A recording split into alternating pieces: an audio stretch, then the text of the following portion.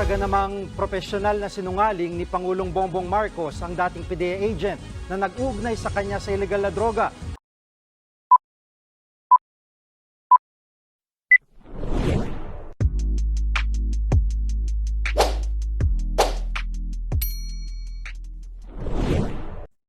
Welcome back sa aking YouTube channel. Para sa mga first time lang itong please click na yung lyrics to the money. In any case, wala nang buy to be free lang.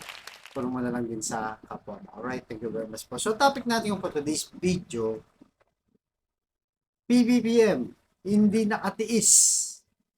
Binira si Jonathan Morales. Yan guys, yan ang mainit na balita ngayon kasi kanina, nasa General Santos City, di ba? Kasama pa si Pacquiao, itong si BBM. At natanong nga siya tungkol dito kasi nga, di ba?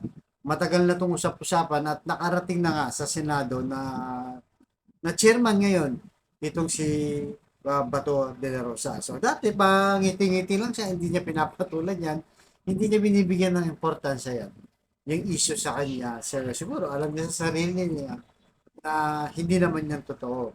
Pero ngayon, di na nakatiis guys, talagang galit na itong si BBM. So narito guys, panoorin muna natin yung mismong balita. Tapos tuloy natin yung ating reaction, right? Pasok BBM. Binansagan namang profesional na sinungaling ni Pangulong Bongbong Marcos ang dating PDEA agent na nag-ugnay sa kanya sa illegal na droga. Itinanggi rin ng Pangulo na may mga pulis na nagpaplanong patalsikin siya sa pwesto. Nasa frontline ng balitang yan si Reynald Pawi. Mahirap naman bigyan ng importansya yan. You know, this fellow is a professional liar. Ganyan inilarawan ni Pangulong Bongbong Marcos ang napatalsik na intelligence officer ng Philippine Drug Enforcement Agency o PDEA na si Jonathan Morales. Nagpaunlak ng panayam sa media ang Pangulo habang nasa General Santos City kanina. Si Morales ang dating ahente na humarap sa pagdinig ng Senado kamakailan kaugnay sa tinaguriang PDEA leaks. At nagsabing sangkot si Marcos at aktres na si Maricel Soriano sa illegal na droga sa naunsyaming drug operation sa Makati noong 2012. Parang jukebox yan eh. Kung ano ihulog mo na, basta maghulog ka ng pera, kahit anong kantang gusto mo, kakantay niya. Oo, kaya walang saysay. Tignan mo na lang ang kanyang record. Tignan mo na lang kanya, may kaso siya na false testimony. Sinusubukan pang kunin ng News 5 ang panig ni Morales.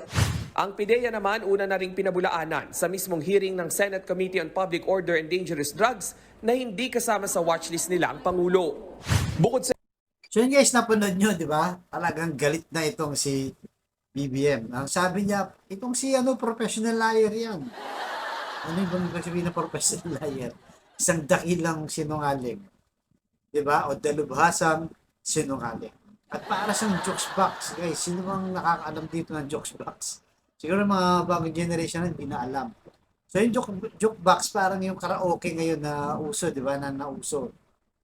Na maglalagay ka lang ng coins. Tapos, ikantahin mo kung anong gusto mong ikanta. Yan ang trabaho ng karaoke, di ba? Yung video okay. So, ibig sabihin to guys, hindi lang madiretso ni BBM parang sinabi niya, bayaran yan. Basta bayaran mo lang yan. Kahit ano gagawin niya. Magsasabi yan, magsasalita kahit anong ipapagawa. At ang dami palang kaso nitong si Jonathan Morales na to, nahungkat guys. Siyempre, kailangan ma-establish muna yung credibility nito, di ba? Kung dapat nga bang paniwalaan o talagang trabaho na. Di ba? Sabi nga ni BBM, trabaho niya yan. Yung ganyan, professional liar nga yun eh. So, kung maalala nyo guys, dati, nasangkot na rin pala to nung panahon ni GMA. So, nung panahon ni GMA, alam natin na itong si Senator Lacson, isa sa matinding kalaban ng mga Arroyo. Diba? Kahit yung asawa ni GMA, itong si First Gentleman Arroyo, talagang nagbabakbakan sila. So ngayon, ginawa ng kaso nga itong si Lacson para masira guys, diba? At kung maalala nyo, ang naging witness nito, itong si Adora Mawana at saka itong si Rosebud. Tapos itong si Rosebud, ang ginamit naman, itong si Jonathan Morales. Kasi nga napakagaling sinungaling professional nga, di ba? Siguro mataas ang talent nito guys. Kaya siya yung kinukuha. At ngayon, panahon naman ni Digong, alam naman natin na sa panahon nga to, ang maingay ang Duterte, di ba? Especially yung pamilya ni Sara, si Digong, sila Baste, sila Pulong, Glenchong, Harry Roque, yan. Alam mo namang sa kanila galing yan kasi nga, sila lang yung bumibara ngayon kay BBM. At ito nga, nagsimula din sa kanila to, itong usapin ng PDLX na to guys. At sinasangkot nga itong si BBM na, di ba, dati pulburon nga, di ba? Kaso hindi kumita yung pulburon dahil wala talaga silang maipakitang pulburon. Tapos ito naman ang susunod na to, PDLX na, sangkot daw sila, di umano, pati si Marcel Soriano. Pero sabi ni Marcel Soriano, wala nga akong alam, hindi ko nga alam kung bakit ako nandito, hindi wala namang nag-imbestiga sa akin, sabi ni Marcel Soriano. Sabi wala din, di ba? Wala talaga. At marami nagtataka at talagang bumabatiks na dito kay Pato. Ba't tinutuloy pa niya yung hearing? At siya lang naman nagsasabi na authentic daw yung papel porket may butas ng puncher guys. At luma daw, pinagseroksan.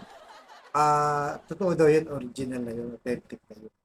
Pero syempre, di ba, mismong kasama niya sa Senado, Chis Escudero, Jingo Estrada, Grace po, Mix Ibiri, sinasabi nila na wala nang patutunguhan yan kasi sinungaling nga yan. Walang matibay na ebidensya for Marquez lang. Ito nga, kwentong barbero lang at wala namang tunay na dokumento. Kaya, siyempre kailangan yun ang basis nila, kung lalo na kung sa legal ang pinag-uusapan. So, sumatotal lang ginagawa lang nila para nasirain lang itong si BBM sa issue ng PDLX. No? Kaya marami nagtataka bakit itong si Bato. Siya lang ata naniniwala at bakit pinipilit niya na ituloy itong hearing na to, nasa kabila ng walang may pakitang anumang ebidensya sa PDLX na to. Kaya sabi na iba, tigilan niya yan para hindi na magsayang ng pera at oras ang Senado. Gawin, sabi nga ng Kongreso, di ba? Gawin nyo na lang yung mga batas na mas importante kaysa bigyan mo ng panahon yan. Pero ewan natin guys, kasi sa May 13 sa Lunes, may hearing ulit sa Senado na itutuloy daw di ba to na hindi alam kung saan na patutungo itong hearing na to. Kaya kayo guys, anong masasabi nyo?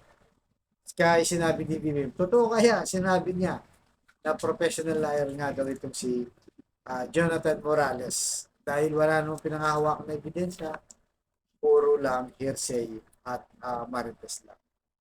Kaya abangan natin kung ano pa susunod na mangyayari dito dahil mainit na talagang hindi na makatiis itong si BBM. Kaya binira niya na itong si Jonathan Morales. Right guys?